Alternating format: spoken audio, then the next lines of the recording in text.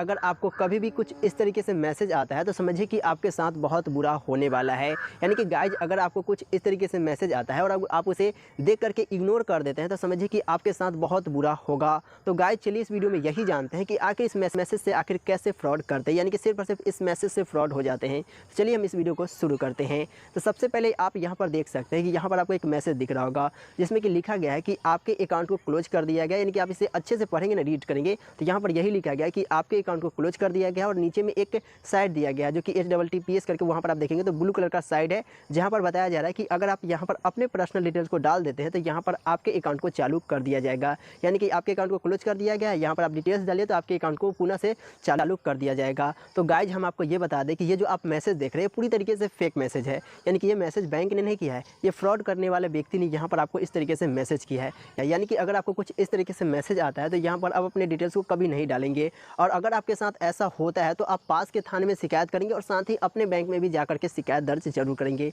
Guys ये सवाल यहाँ पर खत्म नहीं होता है। सवाल यहाँ पर ये आता है कि आखिर वो मैसेज हमारे पास कैसे आ गया, यानी कि फ्रॉड करने वाले व्यक्ति ने इस तरीके से हमारे पास फेक मैसेज कैसे कर दिया। यानी कि यहाँ पर आप कुछ ना कुछ गलती करते हैं जिसके कारण इस तरीके से आपके पास फेक मैसेज आ जाते हैं। तो क्या करते हैं बड़ी गलती, चलिए इस वीडियो में जानते हैं। सबसे पहले यहाँ पर आप ये सोचें कि फ्रॉड करने वाले व्यक्ति के हाथ मेरा क्या क्या डिटेल्स उसके पास चला जाएगा ताकि वो इस तरीके से फेक मैसेज हमें कर सकता है। पहला यहाँ पर आप ये सोचेंगे कि फ्रॉड करने वाले व्यक्ति के हाथ मेरा अगर मोबाइल नंबर पता चल जाता है तो वो क्या कर सकता है कि इस तरीके से फेक मैसेज कर सकता है। लेकिन यहाँ पर आप इस मैसेज में देखेंगे तो इसमें आपको बताया जा रहा है कि आपका अकाउंट SBI में है, यानी कि उसको पता है कि आपका अकाउंट SBI में है। तो अगर किसी व्यक्ति को मेरा मोबाइल नंबर पता चल जाता है तो वो ये नहीं जान सकता है कि मेरा जो बैंक अकाउंट है वो किस बैंक में है। लेकिन वहाँ पर आप देखेंगे तो वो बता दिया कि आपका अकाउंट SBI में है। यानी कि यहाँ पर उसको आधार कार्ड पता होगा, तभी यहाँ पर वो आधार कार्ड से, यानी कि आधार कार्ड से आप पता कर सकते हैं कि आपका बैंक अकाउंट कहाँ पर है। तो आधार कार्ड से पता करेगा कि आपका कहाँ पर बैंक है और उस नंबर के थ्रू यहाँ पर आपको मैसेज करेगा इस तरीके से फेक मैसेज। यानी कि फ्रॉड करने वाले व्यक्ति के हाथ में अगर आपका आधार नंबर और प्लस मोबाइल नंबर दोनों चला जाता है तो यहाँ पर वो इस तरीके से मैसेज कर सकता है। तो अब आप ये सोचें कि आप कहाँ पर आधार कार्ड और प्लस में मोबाइल नंबर दोनों को देते हैं। तो सबसे पहले यहाँ पर आप ये सोचेंगे कि आप कहाँ पर देते हैं, आप सोच करके देखिए। तो सबसे पहले यहाँ पर आपको यही दिमाग में जाएगा कि हम तो बैंक में जब खाता खुलवाने जाते हैं तो वहाँ पर आधार नंबर को देते हैं और प्लस में यहाँ पर हम मोबाइल नंबर को भी देते हैं, यानी कि हम बैंक में भी देते हैं। तो वहाँ से हम आपको ये बता दें कि वहाँ से वो डाटा शेयर नहीं होता है, यानी कि बैंक किसी भी अपने कस्टमर का डाटा को शेयर नहीं करती है। तो यहाँ पर आप इस बात से निश्चिंत रहेंगे कि अगर आप बैंक अकाउंट को ओपन करते हैं तो वहाँ से आपका डाटा शेयर नहीं होता है। अब दूसरा यहाँ पर आपको ये आएगा कि हम कॉलेज यूनिवर्सिटी यहाँ पर हम क्या करते हैं कि अपने डाटा को देते हैं, यानी कि वहाँ पर आप जाएंगे तो आधार नंबर और मोबाइल नंबर दोनों वहाँ पर आप देते हैं। तो हम आपको ये बता दें कि वहाँ से भी आपका डाटा शेयर नहीं होता है, वो लोग भी इस तरीके से डाटा को नहीं बेचती है। यहाँ पर हो सकता है कि आपको कभी कभी क्या होता है कि कॉलेज यूनिवर्सिटी से फ़ोन आता होगा हायर एजुकेशन के लिए, जैसे कि IIT करने के लिए, इंजीनियरिंग इस तरीके से कोर्स करने के लिए वहाँ पर आपको फ़ोन आता होगा। तो वो जो डाटा होता है वो लोग वहीं तक सीमित रखते हैं, उससे आगे नहीं बेचते हैं, जो कि अच्छी बात है। वो लोग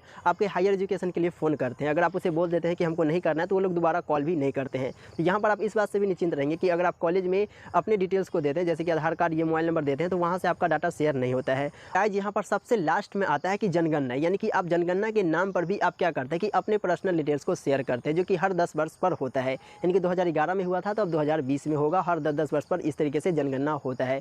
तो वहाँ पर क्या होता है कि गाँव में कुछ लोग आते हैं, यानी कि बाहर से कुछ लोग आते हैं जो लोग बोलते हैं कि आपको मतलब कि जनगणना हो रहा है, आप अपने डिटेल्स को दीजिए। तो वहाँ पर आप क्या करते हैं कि अपनी डिटेल्स को देते हैं, तो यहीं पर आपके साथ फ्रॉड होता है। यानी कि देखिए कुछ लोग क्या होता है कि ऑफिशियल लोग होते हैं जो कि आकर के डिटेल्स सही में लेकर के चले जाते हैं, जो कि अपना डाटा बेचते नहीं है।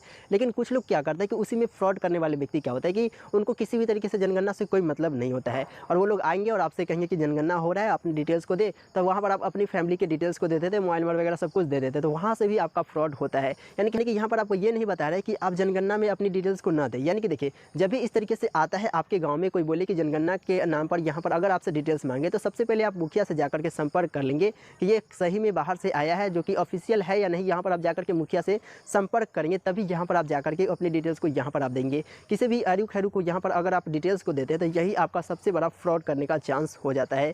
और दूसरा कुछ लोग ये बोलते हैं कि ऐप से क्या होता है कि जनगणना होता है। गाँव में आपको कुछ लोग मिल जाएंगे जो लोग बोलेंगे कि ये ऐप से जनगणना हो रहा है, यहाँ पर आप अपने फैमिली के डिटेल्स दे दीजिए। तो आप क्या करते हैं कि अपना डिटेल्स दे देते हैं और वो लोग क्या करते हैं कि ऐप पर वेरीफाई कर देते हैं, जबकि उस व्यक्ति को भी नहीं मालूम होता है कि हमसे कितना बड़ा फ्रॉड हो रहा है। यानी कि उसके ऊपर भी एक व्यक्ति होता है जो कि आपको बताता है कि इस ऐप को आप डाउनलोड कीजिए, आप अगर आप एक फैमिली के डिटेल्स को देंगे, मतलब एक फैमिली के डिटेल्स को अगर आप देते हैं तो यहाँ पर आपको इतना पैसा मिलेगा। तो उसको ये बात नहीं मालूम होता है, उसको लगता है रियल में कि यहाँ पर जनगणना हो रहा है, लेकिन सही में देखा जाए तो फ्रॉड कर रहा होता है। लेकिन उसको भी नहीं मालूम होता है उसके ऊपर जो होते है उसी को मालूम होता है कि ये फ्रॉड हो रहा है। तो इस तरीके से आप किसी भी ऐप पर जाकर के जनगणना मत कीजिएगा, ये सबसे बड़ा फ्रॉड करने का चांस बन जाता है। तो वहीं सबसे क्या होता है कि आपका डाटा शेयर कर दिया जाता है। तो अगर आपके पास इस तरीके से मैसेज आता है तो आप यहाँ पर सतर्क रहेंगे, आपके पास के थाने में जाकर के शिकायत वगैरह जरूर करेंगे और साथ ही कि अपने बैंक में भी जाकर के शिकायत करेंगे। और आप कहीं पर भी बिना उसकी सच्चाई जाने वहाँ पर आप अपने डिटेल्स को न दें, यानी कि किसी भी तरीके से यहाँ पर आप डिटेल्स दे रहे हैं तो वहाँ पर आप जान लीजिए कि आखिर वो किस बात के लिए मेरे डिटेल्स को ले रहा है। तो वहाँ पर आप उसकी सच्चाई को जाने, उसके बाद यहाँ पर आप अपने डिटेल्स को दें। तो हमें उम्मीद है कि ये सब बातें आपको समझ में आया होगा।